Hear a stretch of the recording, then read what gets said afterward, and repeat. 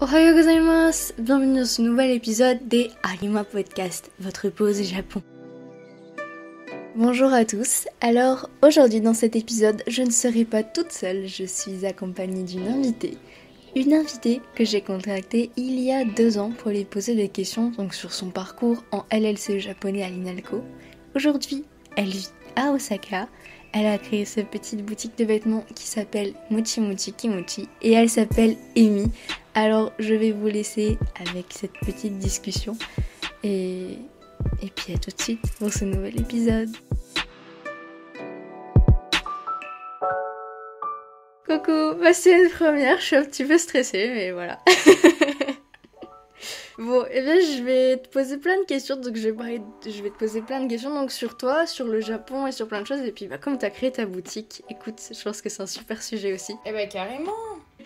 Donc voilà, donc comment est-ce que tu as découvert le japonais tout d'abord? Parce que la majorité des gens c'est avec les animés, mais peut-être que toi c'est pareil, qui sait? En fait, ma mère, elle m'a apporté des mangas dans ma vie quand j'étais encore très très jeune. Et du coup, j'ai commencé à lire des mangas quand j'étais jeune et je savais pas que ça venait du Japon. Donc pour moi, c'était des BD comme tout autre BD qu'on achète en France.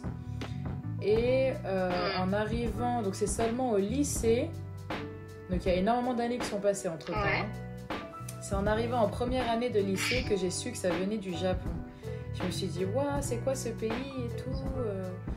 Et donc en fait, je me suis renseignée sur le Japon, sur la culture. Et j'ai commencé à m'intéresser au cinéma japonais, puis à la littérature japonaise, la musique japonaise. Et ça m'a donné envie d'apprendre le japonais. J'ai commencé à apprendre en 2e année de lycée. Ça m'a pas trop... comment dire, c'est pas que j'ai pas aimé, c'est juste que j'ai pas vraiment accroché au japonais. Ça m'a pas vraiment... Je sais pas, ça m'a pas donné de waouh, étincelle dans mes yeux ou quoi. Donc j'étais pas vraiment très fan du japonais. Puis ensuite, à l'université, j'ai fait business international. Et il fallait que je choisisse un pays avec lequel je devais travailler. J'ai choisi le Japon. Et en choisissant le Japon, j'ai rencontré une personne, donc j'avais un correspondant là-bas avec qui je travaillais. Et durant le stage, j'ai rencontré donc, d'autres personnes du Japon. Et quand ils ont commencé à me parler, je comprenais rien. Alors du coup, j'ai fait faudrait peut-être que je m'y mette. Et j'ai commencé à apprendre le japonais très naturellement. Et au bout de peut-être 6 mois, j'ai quitté la France et je suis allée au Japon. Et je suis jamais repartie, je suis jamais retournée en France. Ah bon? Oh punaise. C'est là qu'en fait j'ai appris le japonais. J'ai étudié toute seule, puis ensuite un peu à l'université, à INALCO. Et ensuite j'ai quitté l'INALCO et je suis partie, je suis arrivée. Et tes études à l'INALCO, c'était comment? C'était un bordel pas possible. Pourquoi ça? L'INALCO, c'était pas fait pour moi. C'était vraiment pas fait pour moi. L'INALCO, le problème, c'est que tu n'apprends pas ce que tu vas utiliser. Donc c'est que de la théorie, ça va être que du théorique. Les professeurs, ils vont être là, oui, si t'as pas 15 de moyenne, c'est que t'es une merde. Enfin, tu vois, on va toujours te rabaisser à l'INALCO, on va toujours te dire que t'es nul parce que tu sais pas dire watashi wa ou je sais pas quoi. Enfin, c'est complètement con.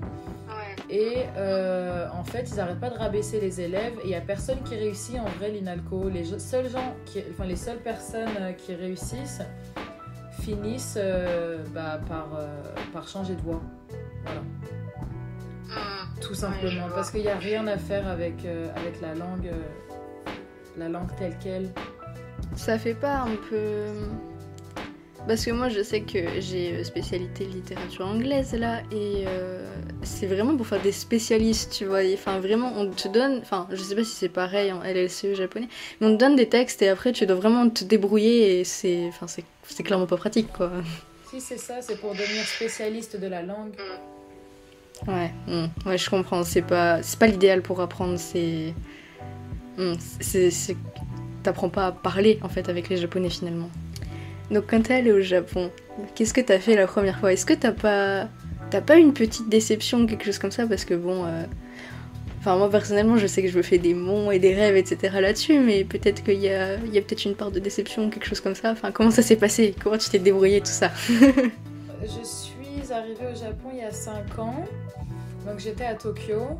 Et à Tokyo, j'ai étudié la langue japonaise pendant 2 mois durant un séjour d'été en fait.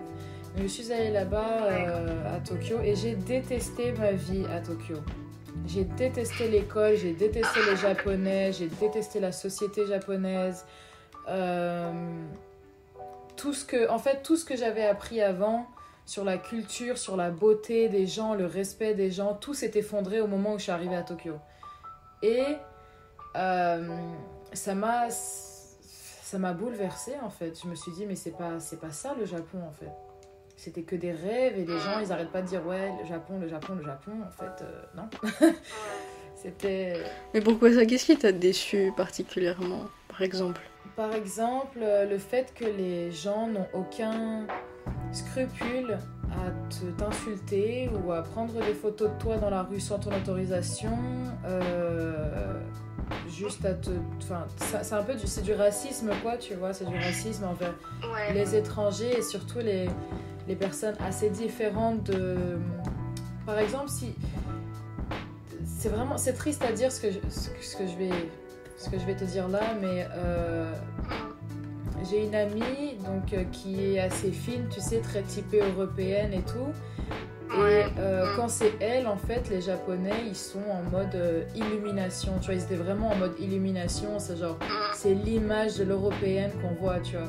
Quand moi, je dis que je suis française, que je suis européenne, les Japonais vont pas me croire déjà de 1. Ils vont me dire, ouais, mais pourquoi t'es grosse? Mais pourquoi t'as des cheveux bouclés? Pourquoi t'es comme ci, pourquoi t'es comme ça? Non mais c'est un mensonge, tu dois arriver genre je sais pas moi d'Afrique du Sud ou un truc comme ça, enfin. Et l'ignorance des Japonais c'est la première chose qui m'a frappée. C'est la première chose qui m'a fait en fait tilter que le Japon en fait ça pourrait peut-être pas être fait pour moi quoi. Parce que voilà, j'ai une tendance en fait à ne pas aimer les gens qui sont un peu ignorants, tu vois. Ça me frustre. Et du coup, ça m'a énormément bouleversée le fait que les Japonais soient aussi ignorants des sociétés à l'étranger, à part ce qu'ils voient à la télé ou dans les bouquins. Donc bon, mais sinon, à part ça, la société aussi au Japon est très différente de l'étranger. Donc moi, j'ai vécu dans plusieurs pays. Mais quand je compare le Japon à d'autres pays, c'est vraiment un pays à part, c'est un monde à part en fait. Et la société qu'ils ont aujourd'hui, c'est comme si... Donc ils sont futuristes sur énormément de choses, mais ils sont tellement en retard sur d'autres, c'est incroyable. Le Japon est très avancé, mais en même temps, ils sont pas à l'heure quoi. Il y a un problème, il y a un vrai problème, c'est incroyable. Bah, tu me fais penser à ma correspondante japonaise. En fait, elle fait des études de français donc au Japon. Et il y a une fois, elle m'a envoyé une photo de la vision des Japonais par rapport aux Français. Et j'étais complètement choquée du décalage qu'il y avait. Parce que c'était marqué, les Français se baladent avec une baguette sous le bras, ils font de la bicyclette, ils ont une marinière, un béret, enfin, non. Voilà, ouais, ça m'avait fortement... Ouais. Et donc du coup, qu'est-ce qui t'a donné envie de rester finalement? Parce que si t'as été dégoûtée par ce côté-là, si tu vis aujourd'hui, il y a quand même des côtés qui te donnent envie de rester. Oui, bien sûr, il y a énormément de bons côtés aussi au Japon, mais c'est comme partout, hein. Et ce que moi j'ai aimé au Japon, c'est surtout la sécurité. C'est la première chose que j'apprécie au Japon, c'est la sécurité de tes affaires, la sécurité de toi-même, tu vois. Moi je sais que ça m'est arrivé plusieurs fois à Paris de sortir après peut-être 20 heures et de me faire agresser dans la rue ou me faire accoster par 40 mecs à 22 heures. Enfin... à Paris, franchement, ça m'arrive tout le temps. Enfin, bon, maintenant, j'habite plus en France, mais au moment où j'habitais là-bas, et ça m'est arrivé, mais peut-être 5 fois par semaine. Et puis ça, je détestais ça. Je détestais prendre le métro. Je sortais plus. Et il suffit que tu mettes un jean un peu trop serré pour que des mecs viennent et puis se permettent de toucher alors que tu... Non. Enfin, tu vois, c'est limite si on te violait quoi, dans la rue, tu vois. Donc c'est vrai qu'au Japon, ça, c'est la chose que je chérirais toujours. Et c'est pourquoi je veux vraiment vivre au Japon, peut-être avoir même une famille ici. Mais sinon... à part la sécurité, j'aime la nourriture au Japon. Les gens, même s'ils sont pas très ouverts d'esprit, il y en a quand même qui sont très ouverts. Il y a une comment dire, une montée en puissance des femmes au Japon aussi. Là, dernièrement, ces 2 dernières années, il y a énormément de changements qui arrivent et ça, c'est un pays en fait qui va aller loin, tu vois. C'est un pays qui va avancer petit à petit, qui est très en retard, mais qui, voilà, qui va arriver. Et ça, j'ai beaucoup aimé au Japon. Qui avance quand même. Ouais, le fait de changement, le fait qu'on peut toujours, tu sais, changer. Aussi, il y a quelque chose, ah oui, alors quelque chose, c'est peut-être tout bête, mais au Japon, on te laisse jamais dans la merde. Alors même si... genre tu peux paraître, je sais pas moi, un monstre comme ça dans la rue, et ben les gens ils vont toujours t'aider, ou par exemple le gouvernement va toujours essayer de trouver des solutions pour t'aider aussi. Et ça, on l'a pas dans notre société actuelle en France. Et en Europe, on n'a pas ce genre de mentalité en fait. On va te laisser dans la merde, on va te pousser à aller vivre dans la rue si t'as pas d'argent, tu vois. Alors qu'au Japon, on va peut-être aider et tout. C'est vrai qu'il y a pas mal... Enfin, il y a de la pauvreté au Japon. Mais encore, c'est assez...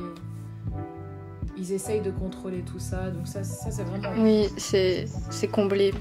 Et pour trouver un travail là-bas, t'as pas eu des difficultés parce que, bon, j'ai ma professeure de japonais qui m'a un peu parlé de ça, comme quoi le travail était vraiment fait en fonction des niveaux de JLPT. Elle m'expliquait. Donc en fonction de la façon dont tu parles le japonais, et puis que si, imaginons que t'as des années d'expérience dans un métier en France par exemple, mais que t'arrives au Japon, tu dois recommencer au bas de l'échelle. Ça se passe comment du coup? Comment ça s'est passé pour toi? Du coup, moi je suis arrivée au Japon, j'avais 3 diplômes, et je suis arrivée au Japon, je n'avais plus rien. Donc mes diplômes n'ont servi absolument à rien au Japon. Donc j'avais mon CV, j'ai énormément d'expérience, j'ai beaucoup travaillé à l'étranger, donc du coup ça allait. J'ai pas eu beaucoup de mal pour trouver un travail. Je suis arrivée, j'ai trouvé un travail le mois qui suivait parce que je parle japonais. Sinon, si je me compare à des personnes qui ne parlent pas le japonais, c'est vrai que c'était un peu plus compliqué. Mais tu peux quand même trouver du travail même si tu ne parles pas japonais. Ça dépend vraiment dans quelle ville tu es. Moi, aujourd'hui, j'habite à Osaka. Donc, c'est vrai que c'était un peu plus facile pour moi de trouver du travail dans le Kansai parce que les gens, ils sont tout de suite très émerveillés quand tu parles japonais. Mais sinon, quand tu vas à Tokyo, il y a énormément de travail, il y a énormément de demandes. Mais les gens, ils vont prendre cette demande par rapport à l'offre et ils vont te dire « Ouais, mais moi, je veux le best du best. » Donc, du coup, ils vont te laisser de côté. C'est un peu dommage. Ouais, je vois. Ça dépend vraiment dans quelle ville. Mais sinon, le travail, franchement, tu le trouves. Si tu veux travailler au Japon, tu peux. Il y a du travail partout. Dans tous les domaines possibles et inimaginables. Même des domaines, tu savais même pas que ça existait. Et du coup, ta petite boutique, là, comment tu as eu l'idée de la créer? Comment ça s'est passé? Enfin, raconte-moi tout. Ça m'intéresse, ça. Alors, j'ai créé ma boutique l'année dernière, en août. Donc, j'ai créé le concept. L'idée m'est venue l'année dernière pendant la situation du coronavirus. On avait un jishoku, comment on dit ça en français? Oh mon Dieu. Lockdown. Ok, donc du coup on était en lockdown et en fait j'étais avec un ami à moi à la maison. Le confinement, ouais, c'est ça. Voilà, merci, confinement. Oh mon Dieu, c'est compliqué. C'est pas grave. Et j'étais avec un ami à la maison et moi je suis une personne qui a beaucoup de bourrelets. J'ai un corps qui est assez...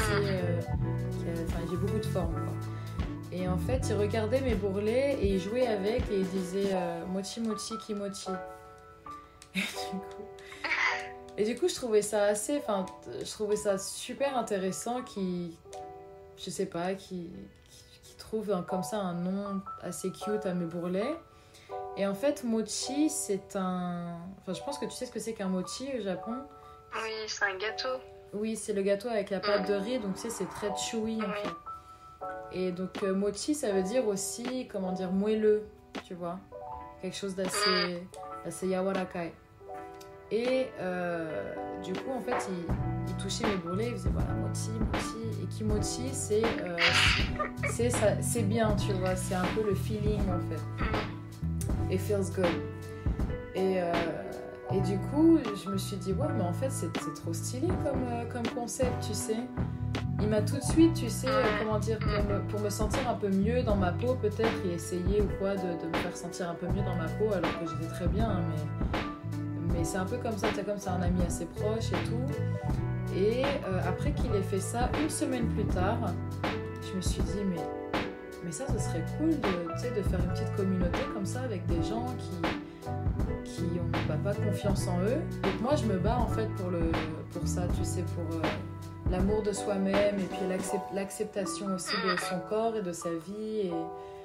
Et puis voilà, quoi, juste good vibes. Et en fait, moi, comme j'étais déjà dedans et je suis modèle en fait au Japon, donc internationalement, mais aussi au Japon, je suis modèle plus size. Et je me suis dit, si je pouvais créer une communauté avec des personnes qui n'ont pas vraiment confiance en elles, que je pourrais peut-être aider, tu sais, coacher, je me suis dit, ce serait cool. Et j'ai ouvert un Instagram en fait, avec un blog. Et ensuite, après avoir fait ça, j'ai rencontré donc une autre amie à moi qui, elle, a une boutique ici au Japon, qui a une marque de vêtements déjà au Japon, qui ne vend qu'à l'étranger, donc pas au Japon, mais qui vend qu'à l'étranger, avec des kimonos façon street style. Donc elle récupère des kimonos, elle les coupe et elle en fait quelque chose que tu peux porter tous les jours. Et c'est super, enfin c'est incroyablement bien imaginé en fait. Et on est en train de parler justement de cette communauté avec le fait que Mochi Mochi Kimochi, c'était un nom assez attrayant. Et puis elle m'a parlé d'ouvrir en fait une marque de vêtements. Donc la marque de vêtements, c'était un peu mon rêve depuis que je suis assez jeune. J'avais envie de travailler dans la mode parce que j'ai toujours été attirée par les vêtements. Et elle m'a dit pourquoi pas en faire en fait une marque de vêtements, tout simplement. Ça a été compliqué, ça a été super compliqué d'ouvrir une entreprise ici au Japon. Mais une fois que je l'ai faite, une fois que les papiers ont été faits, je me suis lancée quoi. Je me suis lancée et puis maintenant j'ai ma marque de vêtements et puis c'est cool. J'ai des collections qui arrivent. Voilà. Ouais, c'est super chouette. Mais justement ce mouvement, parce que je le vois souvent passer sur Instagram, le body positive, etc. Mais comment ça se passe au Japon ça? Est-ce qu'il y en a beaucoup? Alors écoute, il y en a plus que ce qu'on pense. En fait, le problème au Japon, c'est encore une fois la société qui le veut, hein, mais les gens n'ont pas confiance en eux. Ils n'aiment pas leur corps, il faut toujours qu'ils changent. Donc, par exemple, ici, les standards de beauté, c'est une fille qui est très très mince.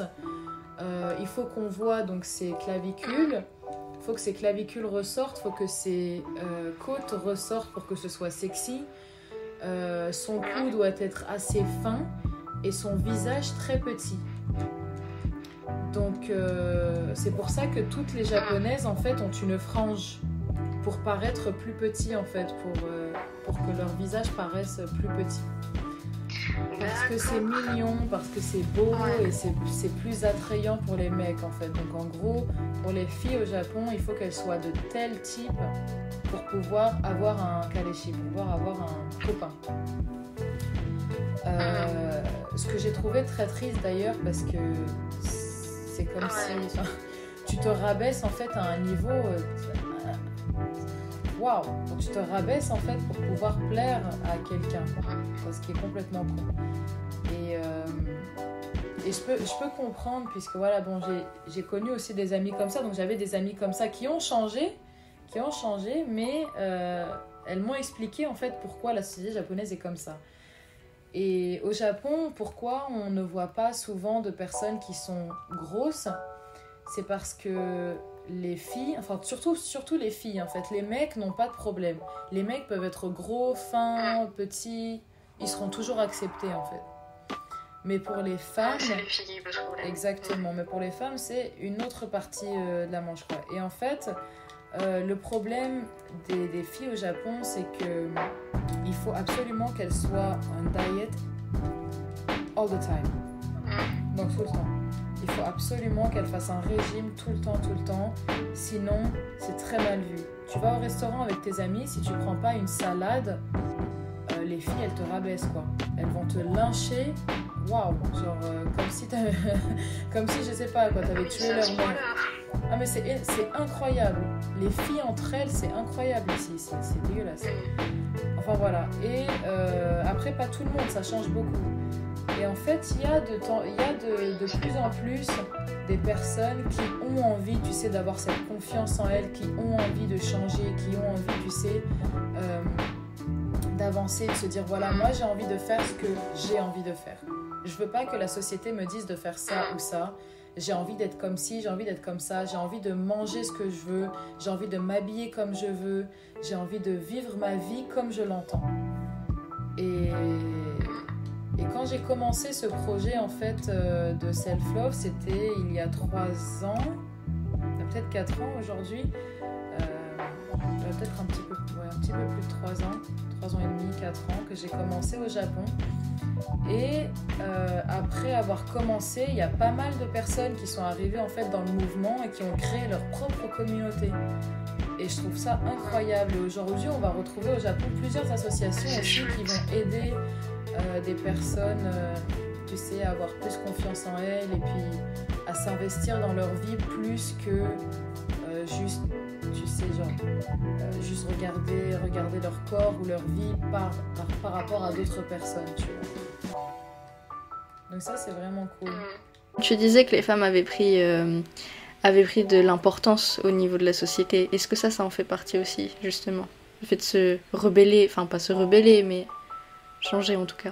Se lever et parler, en fait, s'exprimer. Du coup, c'est super chouette. S'exprimer, c'est incroyable. Non, franchement, c'est chouette. J'imaginais pas que les choses étaient comme ça. C'est super intéressant ce point de vue-là. C'est vrai. Bah, tu le sais que quand tu y vis, en fait. Mais je savais pas du tout qu'il y avait ce genre de choses. Mais ça doit être terrible pour les filles. Enfin, elles doivent se sentir vraiment oppressées. Enfin... Maintenant, je vais un petit peu parler de Osaka. Qu'est-ce qui t'a plu à Osaka? Parce que je connais pas du tout. Je sais qu'il y a un dialecte qui est différent, mais je connais pas tant que ça. Enfin, c'est toujours Tokyo, Kyoto, ce genre de choses. Mais Osaka, je ne me suis jamais spécialement intéressée. Alors, Osaka. Alors, Osaka, c'est la ville que je ne quitterai jamais. C'est la ville vraiment, je ne la quitterai pour rien au monde. C'est des gens ouverts, chaleureux, des gens qui vont te dire ce qu'ils pensent vraiment. Il y a beaucoup de gens aussi focus, c'est parce que la culture japonaise est comme ça. Pour eux, c'est pas être focus, pour eux, ça s'appelle du respect, mais pour moi, c'est pas du respect, tu vois. Mais à Osaka, ils s'en fichent. Ils vont te dire clairement ce qu'ils pensent, ce qu'ils veulent. Et s'ils sont pas contents avec quoi que ce soit, ils vont te dire écoute, moi je veux pas avoir affaire à toi, je te veux pas dans ma vie ou quoi. Ils sont très très directs. Donc oui, à Osaka, il y a le Kansai Ben. Ils passent pas par 10 chemins. Ouais, exactement. Donc on parle le Kansai Ben en fait. Et le Kansai Ben, il est aussi à Kyoto, il est aussi dans d'autres villes du Kansai. Mais à Osaka, c'est le plus fort. L'accent est assez fort en fait. Donc c'est pour ça que dès que quelqu'un parle Kansai Ben, on sait tout de suite qui vient de Osaka. Donc moi, si je vais à Tokyo, quand je vais à Tokyo pour le travail, les gens ils savent tout de suite que je viens d'Osaka.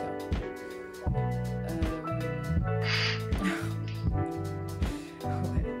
Mais sinon, Osaka, en fait, moi je suis arrivée en backpack ici il y a 4 ans. Je faisais le tour du Japon après avoir quitté Tokyo parce que je détestais Tokyo. J'ai pris mon backpack et puis j'ai fait un tour du Japon en fait. Et je suis arrivée à Osaka et j'ai rencontré énormément de gens, donc toutes ces personnes, ce côté de la ville qui est assez pop, rétro-culture. et c'était incroyable. Je suis tombée amoureuse en fait de la ville et je me suis dit un jour je reviendrai. Et en fait, je suis revenue pour y vivre après avoir fini mon trip. Je suis revenue à Osaka et puis maintenant, je quitte plus. Bah écoute, quand j'irai au Japon, j'irai visiter Osaka. S'il te plaît. Y a pas de souci, j'irai, c'est promis. Bon, et bien voilà, je n'ai plus de questions. Mais c'était super intéressant, enfin j'ai adoré découvrir cette partie-là du Japon sur les femmes qui au final se sentent oppressées par rapport à leur apparence. Mais même c'est partout, enfin il y a des standards de beauté partout et au final les femmes elles se mettent vraiment la pression par rapport à ça. Enfin même en France il y en a beaucoup, mais au Japon je savais pas qu'il y en avait tant que ça. Enfin ça me fait un peu penser aux stars de K-pop qui doivent absolument être toutes minces, etc. Voilà, c'est vraiment ça. Donc franchement j'ai trouvé ça super intéressant de savoir ça, je savais pas du tout qu'il y avait tout ça. Et écoute, je te remercie pour tout, c'était super chouette. J'ai adoré discuter comme ça avec toi. Y a pas de problème.